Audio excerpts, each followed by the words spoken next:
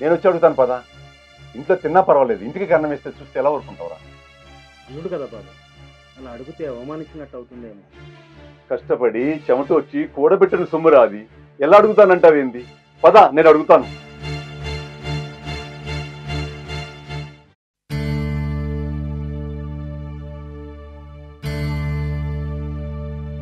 హరి, ఇంకా లేట్ ఎందుకు? అడగాల్సిన అడిగేసేయి.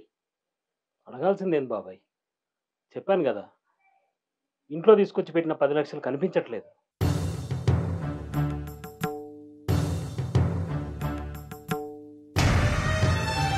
ఎవరి మీద డౌట్ ఉందో చెప్పు.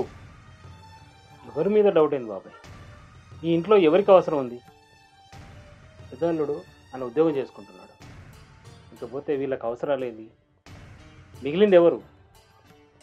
ఏంది మామ దొంగ తిరుగుల మాటలు? ఉద్యోగం లేదు నాకే కదా, నా మీద మీ అనుమానం. ఏదైనా అడగాలనుకుంటే డైరెక్ట్ అడగండి.